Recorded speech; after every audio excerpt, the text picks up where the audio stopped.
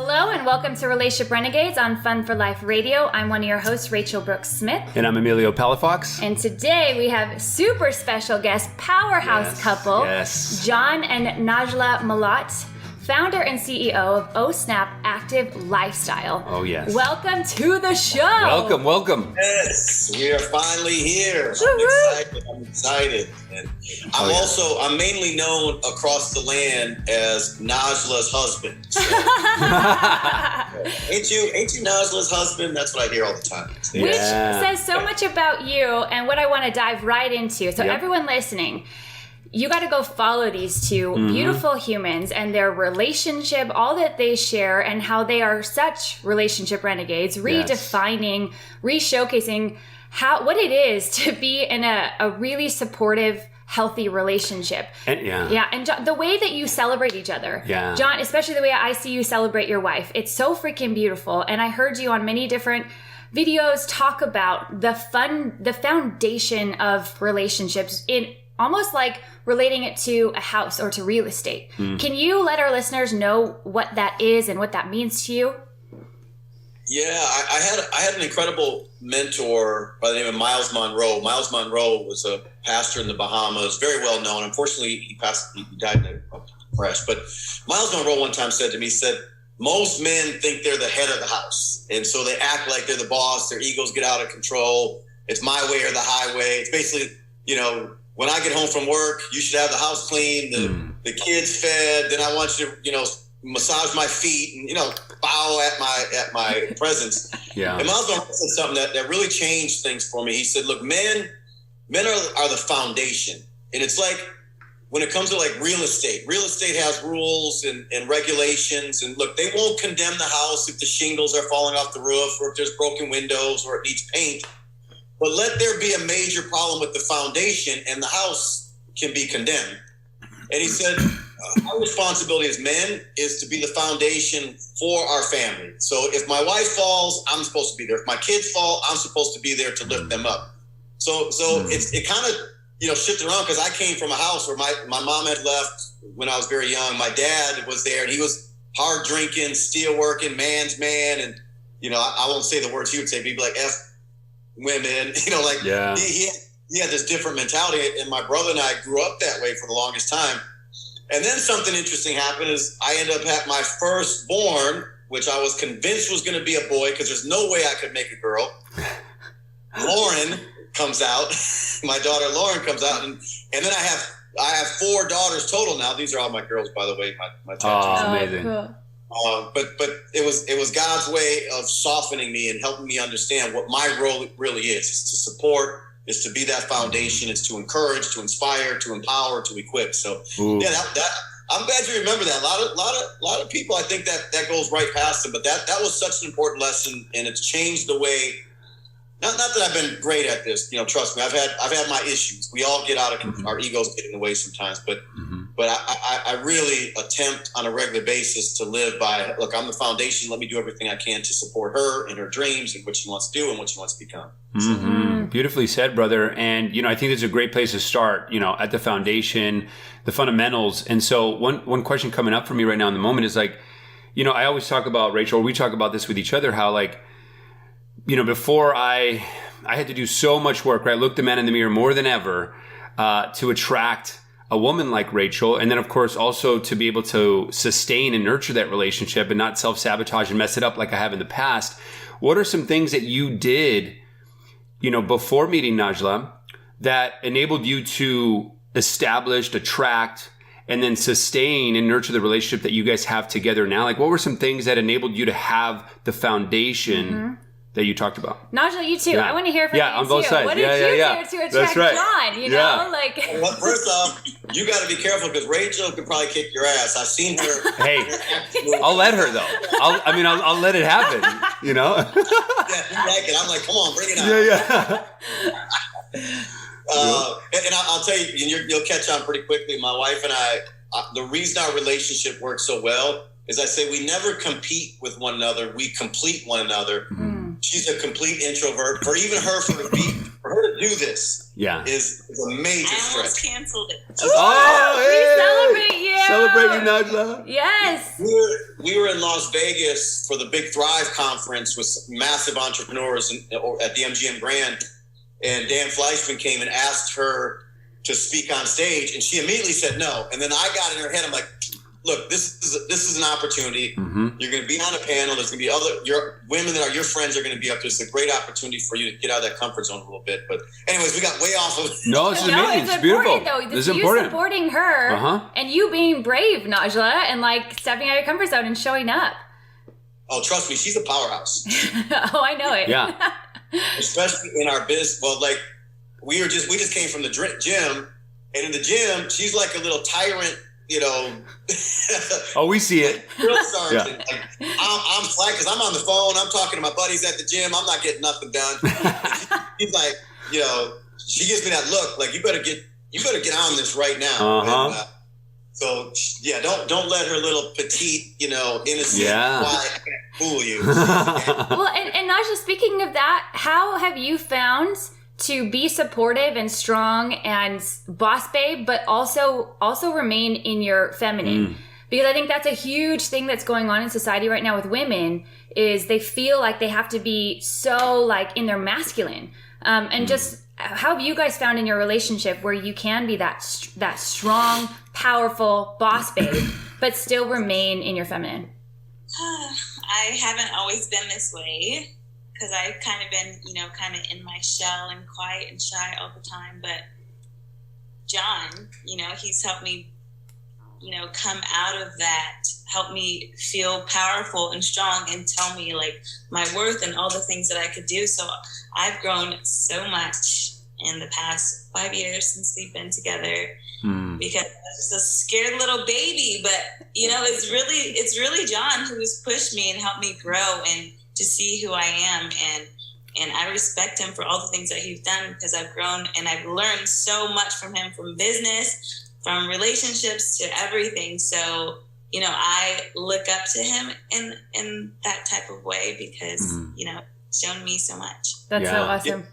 She had it, you know, when I met her, it was very early. I could tell there was something different.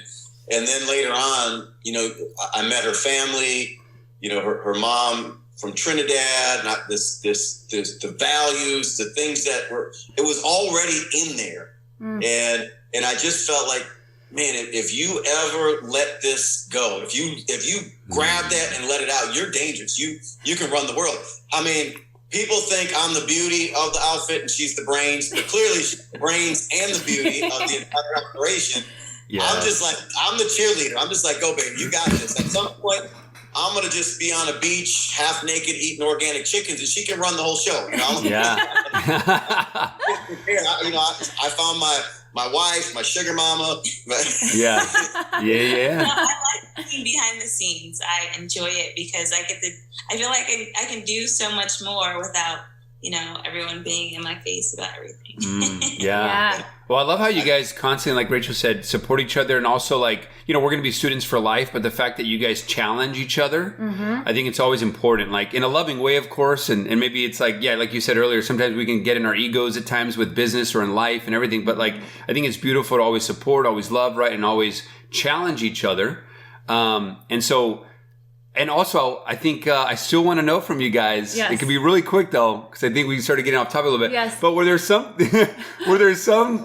couple things, something coming to mind for you, John, as well as for you, Najla, some things that really helped you guys attract each other and then keep each other? Was there some type of work that really, you know, spoke to your personalities as to why you guys attracted each other and loved each other so much? Okay. It was my dance moves. Hey, it could be something as simple as that, you know? I was working on my dance moves before I met her. She saw me do my thing, and, you know, of course, that was it. I'm sorry, go ahead, baby. Yeah. Well, when we first met, we were going through a lot. He was going through a divorce, and I was celebrating my freedom as a single woman because a really bad relationship, and I needed to get out. I got out, and so I was being myself, just like living my life with no worries, no one controlling me or telling me what to do for like almost a year. And I met John, and he was so nice and so sweet, but I just didn't want to be in anything, but yeah, she was making my job. I just didn't want anything. Anyone, you know, in general. So it had nothing to do with him, but he was consistent, and we talked every single day since the day that we met, and he really changed my mind, opened up my eyes about, you know, that there really are like good men out there. So he was so sweet. Like since day one, he did all the gentleman-like things that most guys don't do these days. So he opened my eyes to that. And what were some of those things for guys listening? What were some of those things that, because obviously you like made it hard for him, but he was persistent in a loving way. So for people listening that maybe are in the same situation, like, man, I really want to like get this girl, but not in an ego way, but in just like a loving, supportive way. What did you do? Well, I can tell you this, that I caught on very quickly that she was coming out. She had a year ago this interesting, horrific relationship. And that's what happens a lot of times. We have an experience, a bad experience. It makes it very difficult for us to move into a new experience without bringing that baggage in. Yes. And for me, mine was kind of I was 3 years out. I had sold the company. I was in the clubs every night, strip club. I was doing all these things that every guy thinks they want to do. You know, throwing money around 5-6 nights a week, living the beautiful, you know, had everything. It seemed, but I wasn't fulfilled. I didn't like myself. I didn't like where I was going. And I knew the missing component for me was the right person, the yin and the yang type thing. Because I'm just straight accelerator. I don't have brakes. And if I keep going like this, I'm crashing into a wall. I'm done. And it was August 30. It was the weekend of August 31st, 2016. It was my birthday weekend. And I had made it. I said, I'm not living this life anymore. This was it. So we went into Old Town, you know, Scottsdale to party. And I already knew exactly what I was looking for in a woman. I knew the characteristics. I knew the traits. All that was already most of the women I was with prior to meeting Naja, they were completely opposite of that because I was having fun. I wanted to party.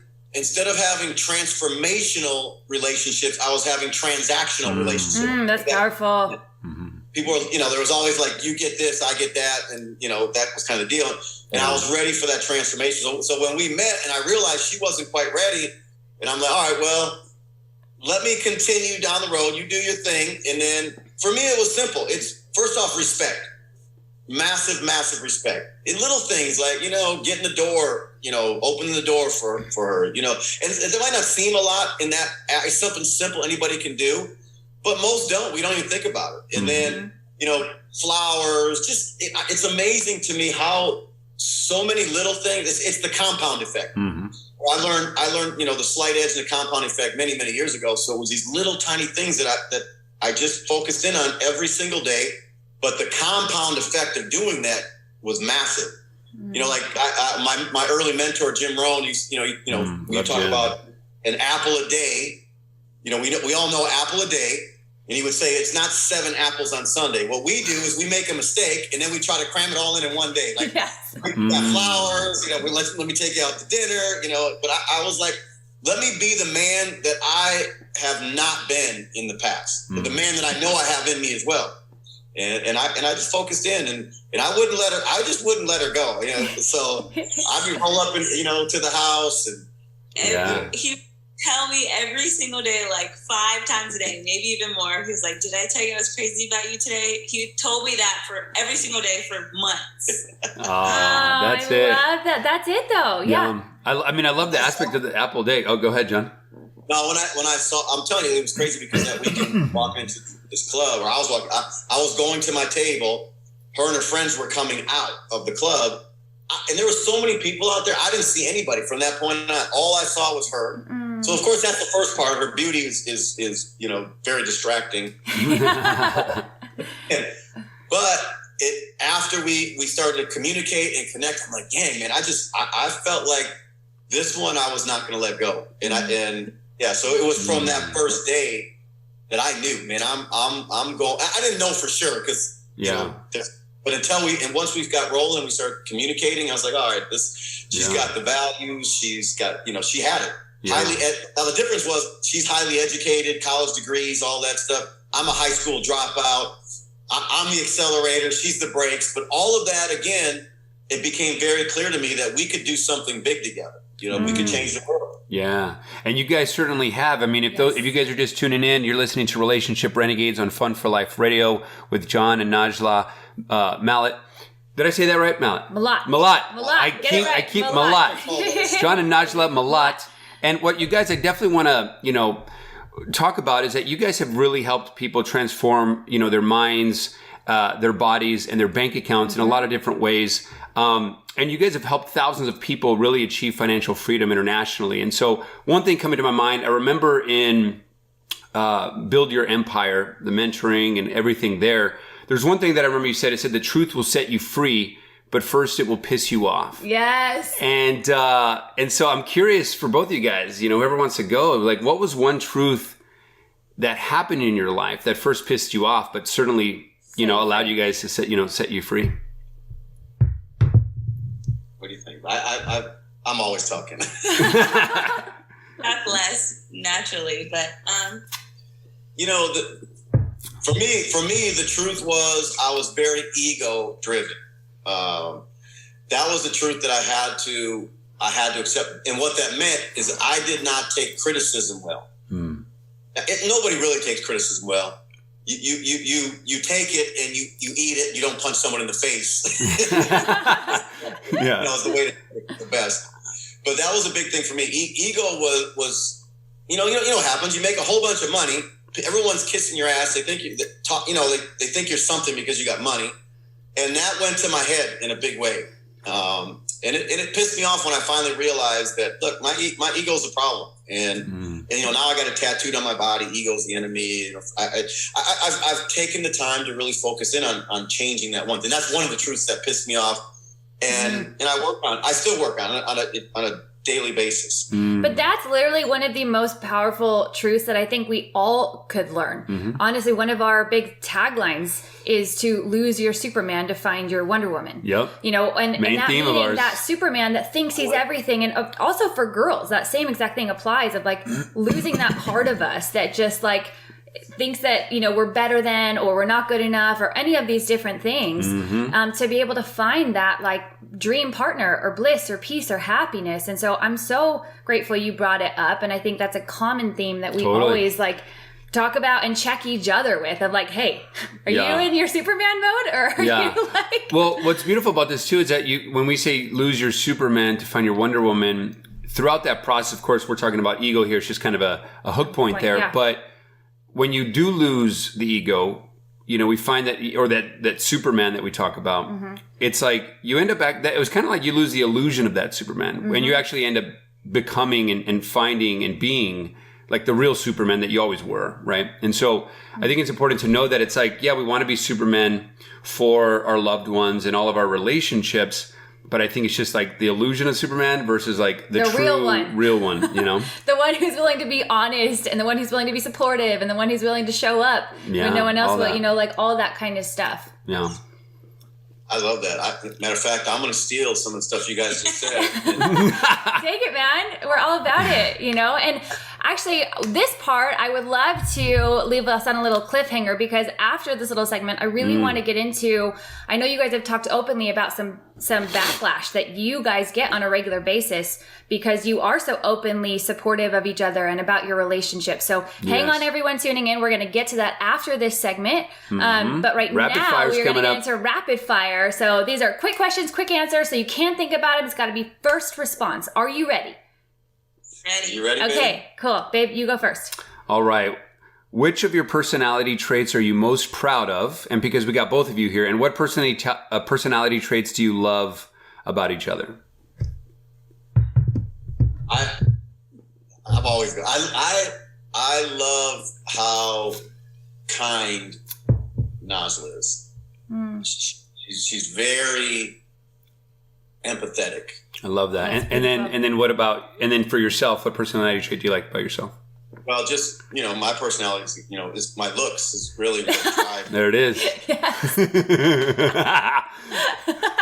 Yeah. Well, if I look like you, look at this dude. This dude looks, you talking about Superman, he looks like damn Superman. I'm just a reflection for you, brother. I mean, hair, skin color, everything. It's just like, No. I like it. The good looks for you, Ben. And then, and Najla, it's question right back to you too. I love how driven John is. Once we do our goals every month. So once we set our goals or we have a new idea, he's ready. Like, he will not stop until it gets done. Like, and he will not eat. He won't do anything until he figures out the job or whatever needs to get done. So I love that about you, baby. Oh. I love it. Yes. I love kind of what John says. I like helping people. I like taking care of people. I like doing things for other people more than I do for myself. I don't know. It just feels right when I'm helping other people. Yeah. I love that. Well, the more you give, the more you receive, right? Yes. And so it's beautiful that that you're able to do that for so many people as a health coach and everything that you're doing. So yeah, thank you for sharing, guys. Awesome. Question 2. Okay. How does someone earn your trust? John, we'll start with you, and then Najla. Time. For me, it's time. Because we live in a different time, man. People are bamboozlers. And at this stage in my life, I've met a lot of bamboozlers, and I've always been super trusting. And now it's like, you're gonna have to be around for a little bit, and I got to see, And I don't worry about people's past, because a lot of people, I've done things in the past that I regret, that I wish I wouldn't. I paid a massive price because of my background, and doors didn't open up for me because they didn't trust me, which they shouldn't. So I had to prove myself. So for me, it's like time. You got to be in my orbit for a little while before I truly, trust you. Because words outside of this relationship, words are just not enough anymore. So powerful and so true. profound, and literally could not agree with you more. And that's a lesson that I'm continually learning right now in a big way. Yeah, we need to hear that for sure. Anyways, I don't. You see that tear welling up in my eye? No, trust me, I could do the same thing right now. Like, totally. Yeah, I think it's for anyone listening. If you are a loving, trusting person, it's learning how to be loving and trusting. But what I keep learning is people have to earn your trust. You can't give it away so freely. Yeah. You will be miserable.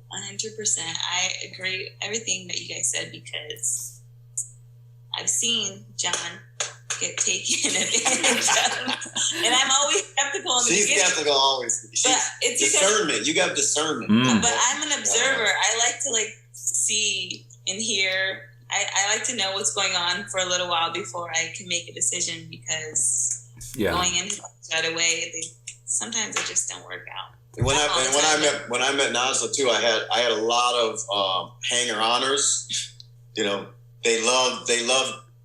They love bottle service, but they didn't love pulling out their credit cards. They loved going to dinner, but they didn't like, they weren't contributors in any way. And I never thought about it. And Najla would just ask me from time to time, these questions. I'm like, that is interesting. And I would go to some of my friends. I said, look, tonight when we go out, just pretend like you're going to reach for your credit card. Yeah, right? So, I mean, come on.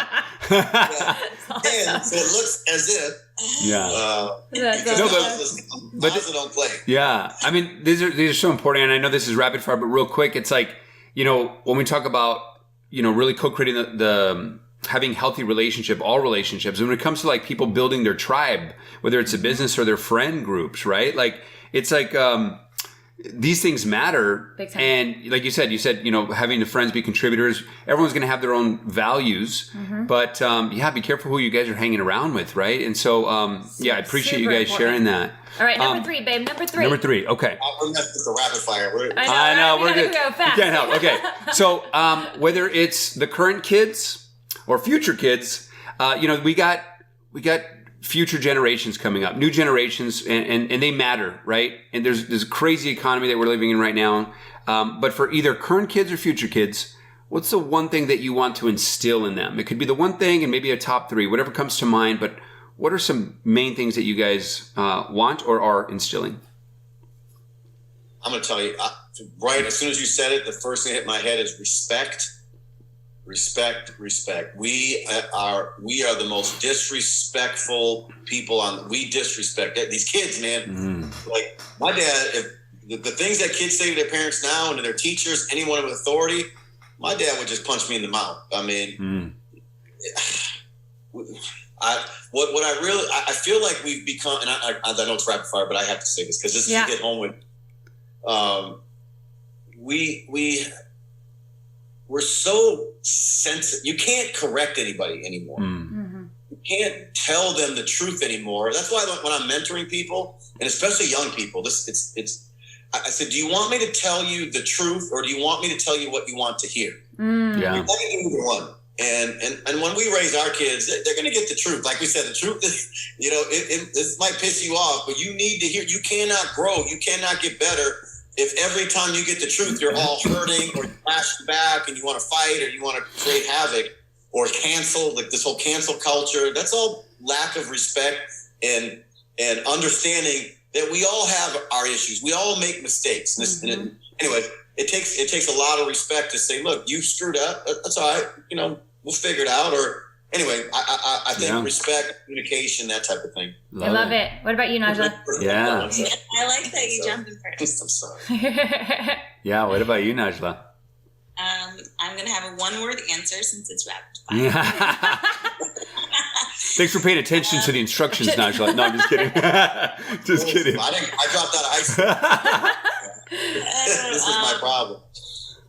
Pretty much to not be a sheep. Just stop doing what everyone else is doing. Have your own mind and do your research. So are you saying no sheep? What's the one word? Sheep? Don't be a sheep. There it is. But that's so true and so important. But it's one word. Don't be sheep. And I think that also that leads us really into the deep conversation that we want to get into, right? Yeah. About like, don't be a sheep. Don't be like everyone else. Go against the grain. Be a renegade. Be authentic. That's what this whole thing is about. And with what you guys are, what you represent, everything you put out is exactly that.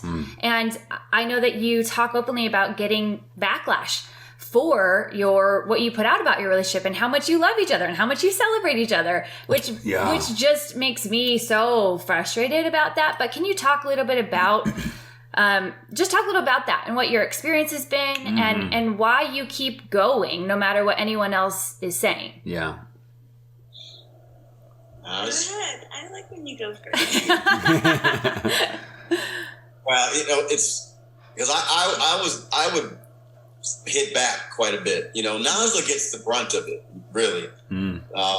It's crazy stuff people say. Bed wench, gold digger. I'm not going right down. I mean, the things that these ignorant ass people that have never met us, have no clue.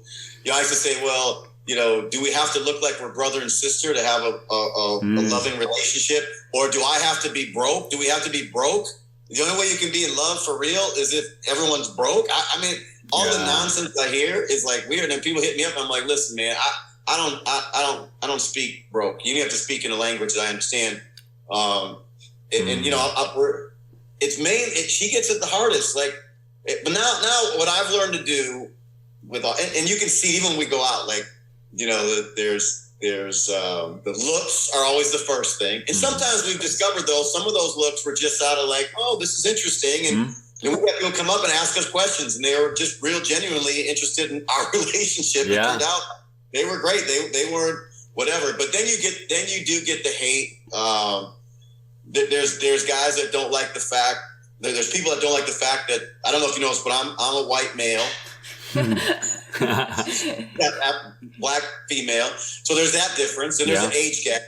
It's hard to tell, but I'm a little bit more mature. I'm higher in age. Yeah, but all that for whatever reason, because it's not the status quo, it's not traditional. Man, it's insane, and it's gotten better because I believe what's happened is that we've actually overpowered because of time. Time. I always say time will promote or expose you. And what happened in our relationship is in the beginning we had haters all around us, even close friends, people, in some cases relatives, but they saw that we weren't playing, that this was serious, and your hatred was only pouring gasoline on the fire. And so now there's this time, and our communication, our level of respect, our love hasn't changed. So they were forced to. We never adjust to their beliefs. They had to adjust to ours. And now I get people like, man, bro, I'm so sorry because of this or that. And back in the day, or I said that, or I didn't believe. And now I see this shit is real. So yeah, but it did go on for a couple years before. Now TikTok is a new one. TikTok, we just started messing around on TikTok. I got on TikTok a while ago, and I didn't do anything with it. We just started getting on it again in the last few months. Man, these little punks came out. They started coming out of the woodwork. I smacked them, and I was like, "These are little kids." Dang! I was up all night arguing with 16-year-olds and 12. Oh my goodness! No respect. Yeah. No respect. But yeah, you guys are showing them. I think it's so important, and people that are listening.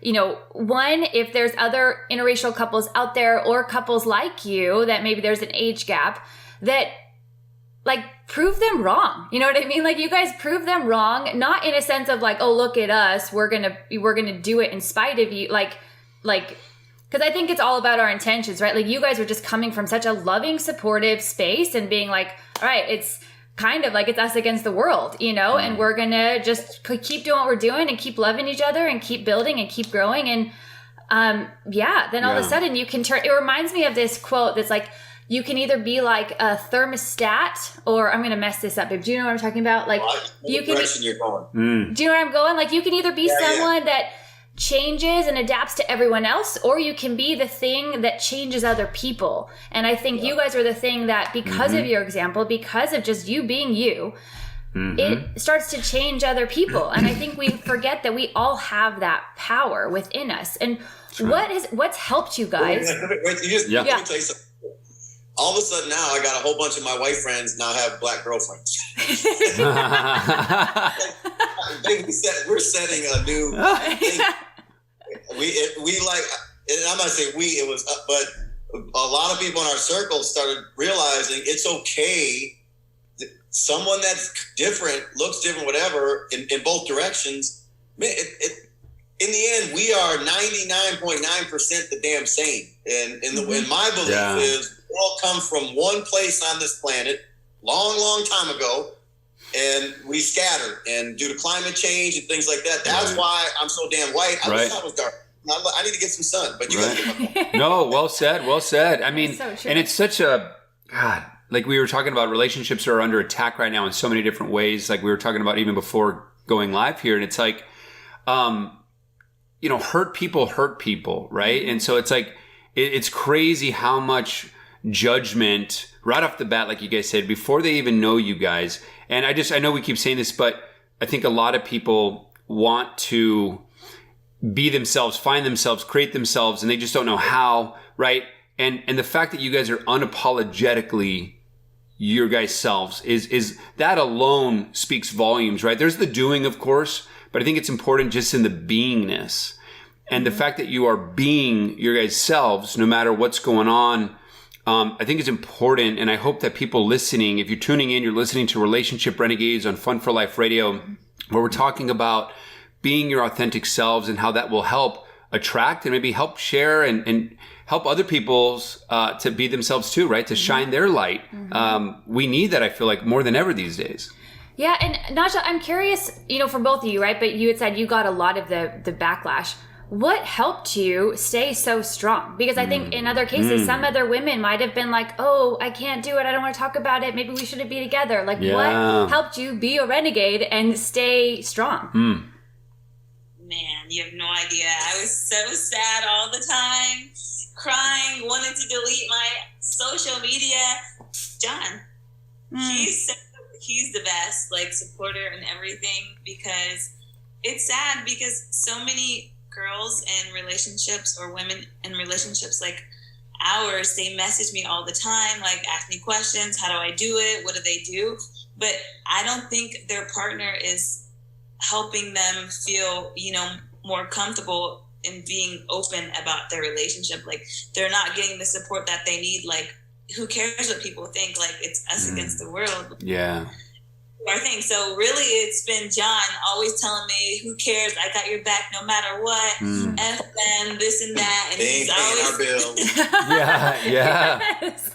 So you just really need a strong partner, I believe, because you can't do it by yourself. It's no way. Yeah, and you shouldn't have to do it by yourself. That's the whole point, is to find a partner where you support each other. And I think that's everything.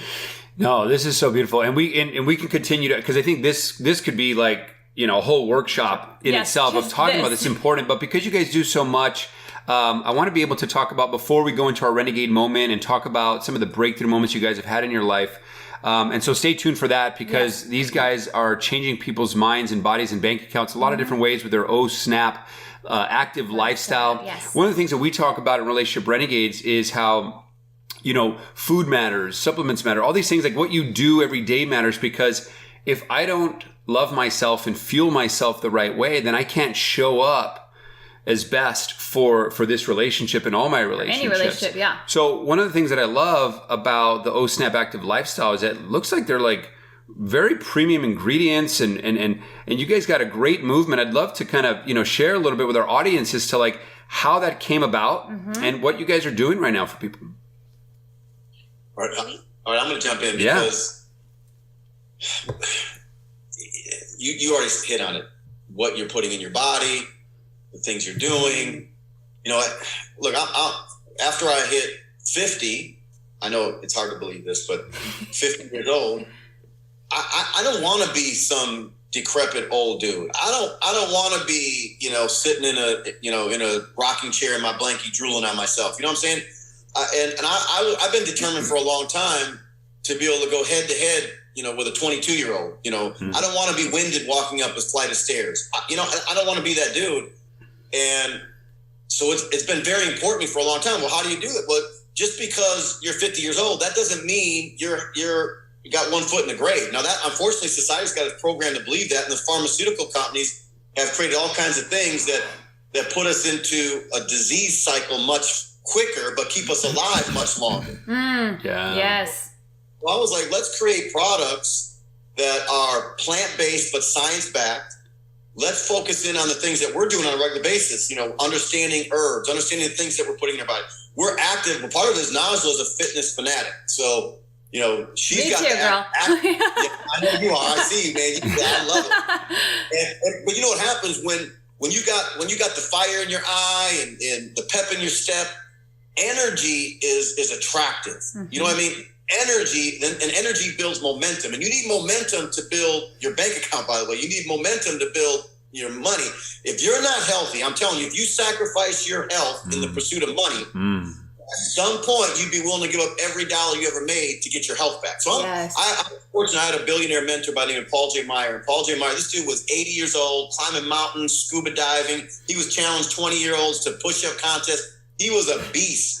And he inspired me so much, but you know, he was fanatical about what he put in his body, about getting vitamin D from the sun, about being in, you know, just experiencing. Like he took everything in, he experienced it. So that's why for me, everything is about experience. So when we created the Snap active lifestyle, so it's not just gonna be about supplements. We will have the best in class, highest quality, all that's guaranteed. That took us a year to formulate these things, make sure in every category we were there.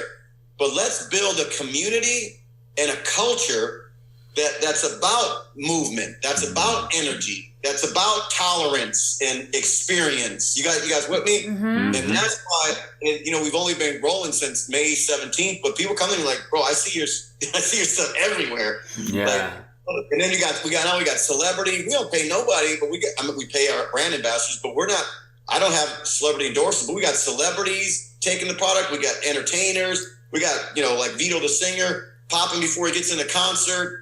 Professional athletes, and they're doing this because of the merits of the product, not because we're paying them some money. Anyway, so it's helping to fuel this entire community. And then again, my background, you know, coming from an entrepreneur setting, teaching people how to fill their bank accounts. You know, I don't know why. You know, I'm pretty good at making money, and I wasn't always that way because. I think you have, you know, I know what broke is like. I know what praying over the ATM means, trying to get, you know, $20. I know what changing the gas in the ashtray of your car to put gas in it, you know, means. And I know what it's like to have negative bank accounts because they keep hitting you with those $34 fees. I'm still writing checks, you know. Yeah. So, but I got pretty good at that side of things. And so now I was like, look, I don't need, well, I had a big coaching program. We were making big money on me mentoring people. I said, I'm not going to mentor you because most people don't even have a vehicle to get where they want to go. I said, here's what we'll do. you join me in Old Snap Active Lifestyle. Instead of you paying me to mentor you, I'm going to pay you for me to mentor you. And in real time, you're going to see if the shit I'm talking about works. Mm-hmm. And so we flipped the game, and, we're showing people how to scale, how to brand themselves, how to get this active lifestyle. Because again, if you don't get the mind right, you don't get the body right. The bank account, if it does get right at some point, you're going to lose it anyway. Yeah. So all of these being part of our commitment to our community, and we just keep pushing it forward. Plus, the products speak for themselves. Yeah, it is. I'm telling you, we got to get you something. Yeah, we were looking at the ingredients. They definitely have some great ingredients. And everything you guys stand for, is exactly. Yeah. I can't stress enough to our audience. I think there's something that I look at often called a life wheel, that literally categorizes each different element of your life: your spiritual, your family, your financial, your fun and play, like all the different elements. And I think if all of us could just like look at that every day and be like, where am I at in all elements of my life? And like, what energy am I putting towards each of those things? And how can I adjust and adapt? Rather than, I think what happens for a lot of us is like, we go so hard, we're only focused on one, and then all the other ones are like just failing, and then we don't get anywhere because we can't sustain that growth in one area. So anyways, I just love that you said that so much. And practicing what you guys preach, that's huge, and it's big. You got me excited because when you bring up the life wheel, I remember sitting in the Cayman Islands at Paul J. Meyer's house. There was 50 of the top income earners in this company that we were part of. And he was the owner of SMI or SMS Institute, which one of the first things he showed us was the life wheel. And he said, if you lack discipline in any area of your life, eventually it will infect every other area of your life. So he said, you're probably going to be out of whack sometimes because you're in pursuit of big money. Sometimes you get out of whack because you're really focused on your health, and that's okay. But if you're driving down the road and that wheel isn't round, it's. So I love what you said, because it brings back so many memories of what my foundational training that I believe is the reason why, we've been blessed with the success that we've had. I love it. Well, we're going to be jumping into our renegade moments here. But before we do, guys, now stay tuned, because what we want to ask from you guys here in a bit, and I know you got some questions too, my love, is that you guys have built this incredible empire and lifestyle and love. And we want to know some of the challenges you guys have faced, and of course, how you guys were resilient going through those. But if you guys want to stay tuned, if you guys want to hear about that, stay tuned. Yes. But we're coming into our renegade moment. Love, why don't you take it away? Renegade moment. Okay, so the whole show, the whole mission, right, is to co-create a world where healthy relationships are the new norm. Yeah. And part of that is to be a renegade. And we chose that very specifically, of what a renegade means is to go against the grain, to choose differently. And so your renegade moments, thinking about any really specific time you want to share with our audience, where maybe you were stuck in a loop, maybe you were continually doing the same things, and you chose like, enough is enough, I'm done, I'm ready to like make a different choice. And like, what was that moment for each of you? Kind of going back to when we first met, how I wasn't looking for anything, but I actually knew that I needed something or wanted something more. I just didn't know what it was.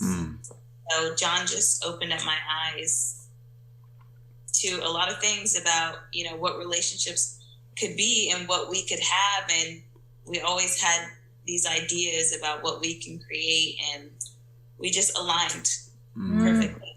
And you had said too that you had gotten out of a really bad relationship a year, before that. And so was there something, I know a lot of us, myself included, like I had so many unhealthy, toxic relationships before this one. Same. And I had to learn so many lessons and choose differently. Was there something on your path that helped you get out of those unhealthy relationships and into this beautiful one?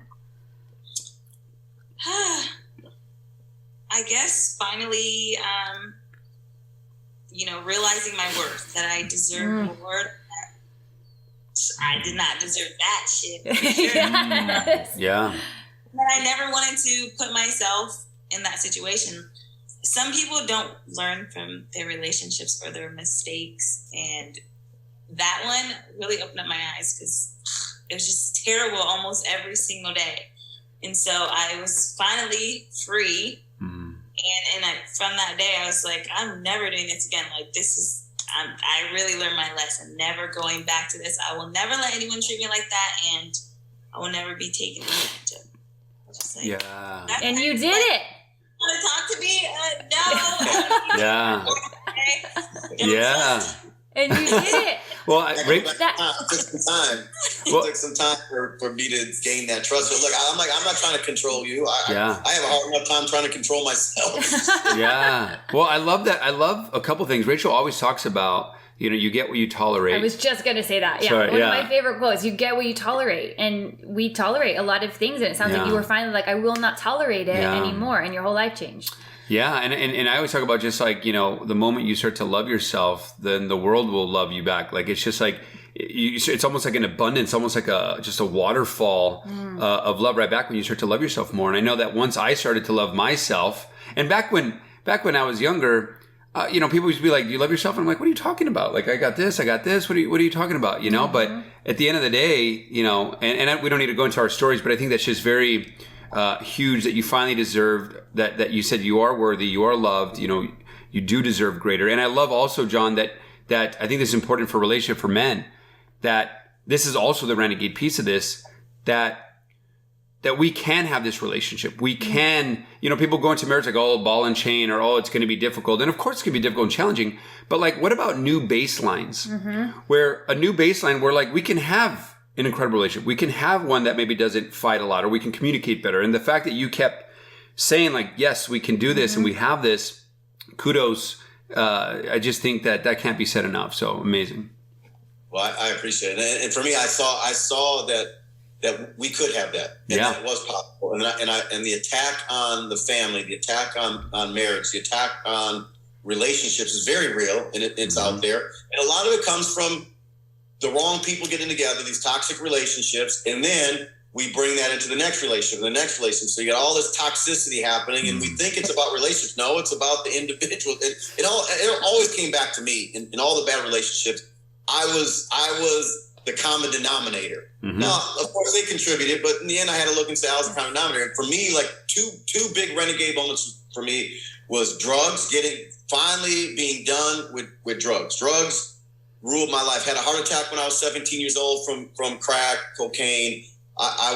It consumed my life. I went after drugs with a passion and a persistence, beyond belief. And I always got high. It was Tuesday, I got high. Wednesday, it didn't matter I have any money. I found a way to get high.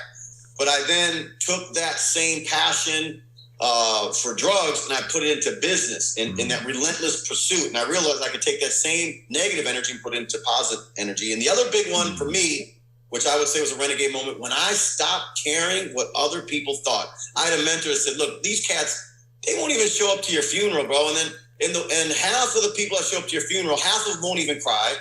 And then if they have to drive from the funeral home to the burial and it starts raining, you're going to lose another half. And you're worried about what these people think about you. And the most freeing moment, the day I was truly free, there's one day I felt, and I can't tell you the exact day, but it was also, I woke up and I did not care.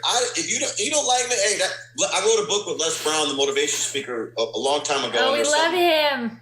Yeah, so Les said something. He said, what you think about me is none of my spiritual business. And when I finally got that down, and again, these people aren't paying my bills. They're not going to show up if things go bad. You know what it is. And I'm like, I'm done caring. I love you, but I can't run my life based on how you think I should wear my hair, who I should be dating and marrying. You know what I'm saying? What car I should be driving or not. I'm over it. And that from there, I watched everything move. I watched my health meter move. I watched my business meter move. My relationship, everything changed. So powerful. So powerful. Renegades indeed. Yeah, that is powerful renegade moments. And kind of just diving a little bit deeper into that, because I know so many people suffer from this. And even if they're like, I've said many times, like, I don't care what people think about me. And I've been able to do a lot of big things. I mean, I would not be an actress. I would not be in films. I would not be able to get on stages if I kept the same sort of people-pleasing thing that I had before. But there are still times when I'll find myself and I'm like, oh, I care. Like, I care what they think about me, especially if I really love that person. I think I've really gotten to a point where, like, strangers, I'm like, nah, do your thing. I don't care. But if somebody who I love, I feel like isn't happy with me or doesn't approve, I've still struggled with that. So I'm just curious, and I know our listeners do too. what advice would you give them, especially if it's someone that is close to them? Well, they're the most brutal. In the book, Think and Grow Rich, Napoleon Hill took 20 years to write that book and commissioned by Carnegie to write that book. And he says in there, he says, why is it that so many have so little and so few have so much? He said, the number one reason is because that so many listen to family and friends. And this was huge for me because, especially when I was going into business, I was a janitor. I was working at General Electric. That was the best I could do because of my background. Because when you check the box, not a lot of doors open. If you don't check the box, sooner or later you lose the job. So I was scrubbing another man's toilets, working paycheck to paycheck, struggling, frustrated. And the people closest to me, when I was like, I'm going to be an entrepreneur, I don't know exactly how or what, but they were like, do you know they fail and you're just this and you're just, and these are the people closest to me. And I realized the people that loved me the most, they were the most concerned because they didn't want me to fail. And, failure apparently hurt them too, but I was like, what now if people are close to me and they're criticizing me, I start to think that maybe, probably pretty sure I'm on the right damn track. So I use it as kind of a reverse fuel now. Like when the family's like saying, "Oh, that's not the thing," I'm like, maybe we might want to double down on this. Oh, you shouldn't buy Bitcoin. Well, shit, maybe I better back the truck up. Yeah. That's a good point. That's a good point. Yeah, I don't know if that's going to benefit the listeners, but it really. When I caught on to family and friends they're going to be the ones that will keep me from being who I have the potential of becoming. Yeah. When I would hear it, I'd be like, okay, I'm going to do just the opposite. That's really powerful. Then I'm like, okay, I just... Yeah. No, that's really powerful. But it's also coming from like a fear state of consciousness of like fear, they want to protect yourself, but it's like, oh no, there's all this kind of stuff. But it's like, but what if it was the other, right? Like what if this other thing? And so, that brought up something in my mind that I heard from a mentor as well that really changed my life. And so for everyone listening, take this if you need it, take what he said, but adding on to that, basically you're just saying that like, because I used to listen to people all the time, like all their opinions. I would just listen. And he was like, be careful who you listen to. Like, listen hard to the people who have created the reality for themselves that you want to create. Mm-hmm. And if they haven't created that reality for themselves, then don't listen very hard because they haven't done it. Like, listen to people who have done it in business and relationships, and like make sure you're learning from people who have done it. I think that was really important. So that's why we're learning from you guys, because you have done it. Absolutely. And speaking of people who have done it, not only you guys, but you talk about this in building empire and everything else, but I think there's a lot of our audience and a lot of people that we've talked about, including ourselves, like we kind of battle this a little bit. And so for those listening, if you guys are entrepreneurs or serial entrepreneurs, or you guys are a couple building a business, a lot of people struggle with doing the one thing or like being kind of spread thin with a whole bunch of things, right? There's two different schools of thought about that. Given your guys' success and the love and lifestyle you've created, I want to hear from you guys as to what you think and why. But we're going to step into our third segment here because we're coming down on the hour.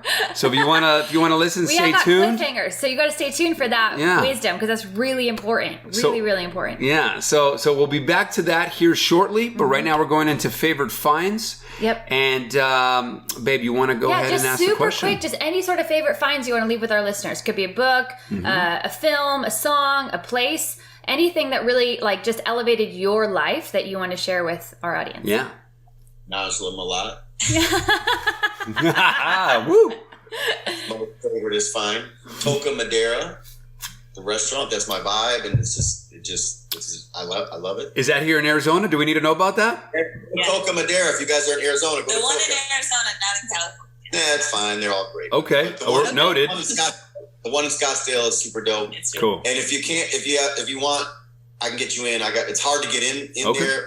I happen to have connections. Okay. Check it out. Come on in. What about you, Najla? John and I have been reading the Book of Solomon. Is that what it's called? Solomon. Ooh. And very interesting to me and enlightening, because I didn't grow up in Christianity, anything like that. So it just opened up my eyes to a lot of things, and just hearing the stories Yeah. It's very different. Yeah, man, that's powerful. Yeah. It's great fun. Yeah, no, we're always taking note on the books and stuff. So Book of Solomon, awesome. Yeah, I mean, the dude was they said the richest man that ever lived. And it also, and we love books from the past, whether it's the Bible, Torah, Quran, whatever. There's so much wisdom in those books. And most of personal development stuff today it's just been recreated and packaged differently so society will accept it better. Right. But, when you talk about this dude was the richest man that ever lived, but it also says in the Bible that he's the richest man that ever will live. Now, when we still got time, there's a lot of rich, but Elon Musk is doing pretty damn good, but he's still. They said that Solomon's just his gold reserves alone were worth over $1 trillion in today's value. Just the gold that this dude had. So it's like, why not? Like, all right, if he was the wisest man and that ultimately made him the richest man, well, it can't hurt to figure out. Yeah. Well, no, I love that. I also think that brings up a really good point for our listeners to understand, because I think there's a lot of relationships that maybe have different backgrounds. One comes from religion, one doesn't. One comes from one culture, one comes from a different culture. Mm-hmm. And I think it's so important. Like you said, the common theme of this is like respect. Respecting and honoring people's past and being open-minded to, like, I know all the time, like, I didn't grow up Catholic. I go to Catholic Mass with Emilio, and I like really have open mind, like had beautiful experiences. And I feel like so many people close themselves off to, they block their blessings because they're so focused on like that. Yeah. No, that's not me. That's not me. I can't be that. And so anyways, I love that you brought that up. I think it's super important. And it goes with another theme of Relationship Renegades, which is seek to understand. Mm-hmm. And that's really just everything we've been talking about today. And seeking to understand. Well, let's seek to understand the question that you wanted to ask them before. So as we kind of come to a close here, last question, of course you could, ask another one too, Love. Mm-hmm. But I'm curious about, there's this whole 2 different schools of thoughts, do the one thing or do various projects, right? Would love to just hear what you guys think and why. Mm-hmm. Because we've gotten that from listeners, and we tend to kind of go back and forth with that and have different perspectives. And so we are actually at a transition at ourselves right now. So this would actually help us as well. Oh, this is one. This one is really, I hear it all the time. Yeah.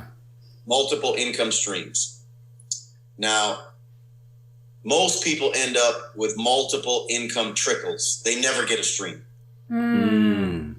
So when I started studying the great success stories, whether it's in religion, whether it's in sports, whether it's in business, there was something I caught on pretty quickly, is that most of these people that got to the top, surpassed, they were like pinnacle. They were the best of the best.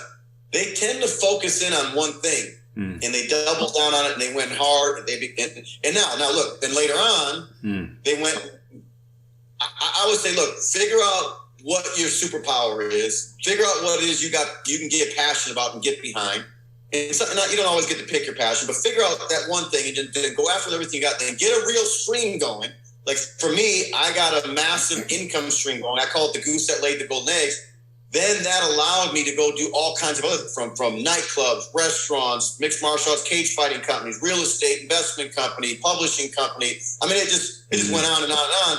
But if the other things didn't work, I had this real, I had $250,000 coming next month, no matter what, because I already built something, became the best in that space. And it was spitting off money for years and years and years. It allowed me then to go do other things. I think it's a great way to sell courses, is to say you should do multiple things, because if you're doing something right now, the best thing I could do to get you to buy my course is to distract you from the thing. You then buy my course. Now I get paid, but now you're distracted. Now, look, a lion tamer, when he goes into the ring with lions, he brings a whip and a chair, at least the old school way. And the whip was only for effect. That thing ain't going to do anything. But the lion would try to focus on all 4 or all 3 legs, and they become almost paralyzed. And that's how it was in the early stage. But things have changed. You get my point. Wow.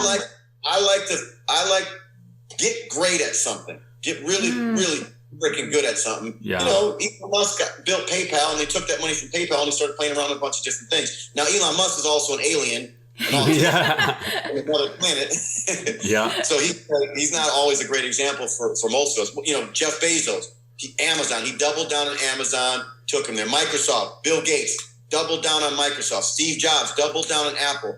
It's very rare that you can name someone that you really, really think is a powerhouse. You usually connect them to one major thing. Yeah. You know what I'm saying? I've had debates even with my friends about this stuff, but I'm talking like you really, really want to smoke everybody and crush everybody. Yeah. The jack of all trades doesn't live in the big house on the hill. You know, it's the master of one that, you know, we're all looking up to. I love it. So powerful. Thank you for sharing, brother. Yeah, wise words from Jen. No, I think it's super important and something that I constantly need to hear because I get really excited about a lot of different things. You do, baby? And well, no, this is. I think I absolutely agree with what you're saying. Like I really, really do. I have a past where I got told that I was doing too many things when I was younger. And they were like, you got to pick one. If you want to act, you got to act. If you want to dance, you got to dance. If you want to, do ballet, do ballet. If you want to do hip hop, and just do one. And every part of my soul was like, no, but I love it all. And I feel like they're all connected. And the things you just said to me sound like they're connected to me. Exactly. Yeah. So I think it's figuring out because the only reason why I booked my first big breakout film, my dream come true, was because I was one of the only girls that could act and break dance and do point and salsa. Like there just wasn't a lot of girls that could do that. And so, but I think, so for people listening. Like everything I'm hearing though is kind of geared to entertainment. Yep. Yeah. So for me, to me that sounds like, That's like one thing. No, it's true. So for people listening, but I think that's a good decision point, right? It's like being focused on one thing, mastering it, but knowing in that one thing there could be connected flavors. Yeah, flavors. Yeah. It could be different flavors. I love it. Well, just final question, you guys. This has been such an amazing interview, and I just want to ask one final question of just if you could leave our listeners with just one final thought, of just like if a lot of people right now are really struggling in their relationships, in their finances, in just the world that is so different and kind of chaotic right now, and a lot of disconnection and isolation and judgment.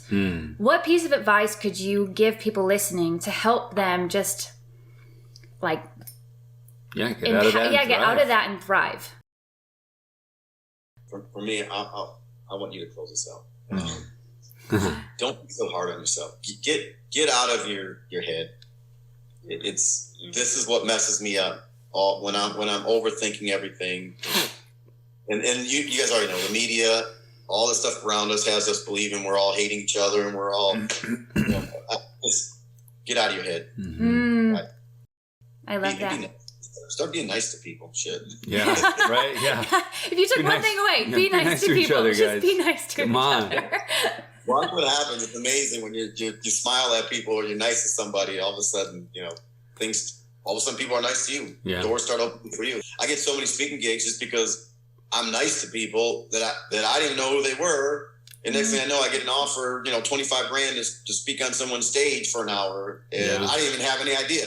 So and I got 15 different things. Yeah, no, it's beautiful. No, brother. but that's so powerful, and I think something that we just cannot say enough. Like, just, you never know. Like, just be nice to people. Yeah. Like, hands down. I think. And don't get in your head. My friend created a brand called Dude Be Nice, and I thought it was so brilliant. Just like, dude, be nice, and like, there you go. Yes. All right, Najla, close us out. I would say take time for yourself. Practice self-care. I love self-care. I like sometimes being by myself, like regrouping and, getting my thoughts and my mind together. I guess like meditating and journaling can help you like relieve the stress or anxiety that you might be going through. So self-care, number one. I love it. Amen to that. All right, so if you took nothing away from this thing, be nice to people. Get out of your head. Take care of yourself. Yeah. Self-love, baby. It's so simple. Or watch the show or listen to this radio show. Yeah. I love you guys are it can be difficult to host a show like this together and for it to come across well. You guys do great. Like thank you. I'm very impressed. I like it. Well, thank you. We're super impressed with you guys, and we just want to celebrate you for all that you are, all that you've done, all the challenges you overcame, and to really remember that every single choice that we talked about on this show that they chose and they talked about of going against the grain, of believing in themselves, believing in each other, supporting each other. Those were all choices that they made. They could have chose differently. Yeah. And because you chose what you did, you chose to do the brave thing, you're where you are now in this beautiful, healthy, supportive relationship in a super awesome business that's helping so many people around the world. So just thank you for being such renegades and for choosing differently. Yes. And where can people follow you? So where can they find you and follow everything? you, support you? You can follow me on Instagram at Naj Malat, NAJMALOTT. Naj Malat. And then Instagram is pretty much where we respond back most, and we control that ourselves. So it's at John JOHN Malat MAL. That's one L OTT.com. John Malat. Woo woo. .com. We'll put the .com in there. I told you, he's the brains of the outfit. Just go to my page. Go to his page. And they can find Snap Fitness at your guys' pages as well, right? Yeah, O Snap. It's not with an H. It's just OSNAP.com. Snap. All right. So you can find them there, living, loving, and mattering. Thank you guys again for your time, energy, and just beautiful spirits here. And we love you guys listening here, our audience at Relationship Renegades at Fun for Life Radio. We'll see you on the other side. Woo woo. Love you guys.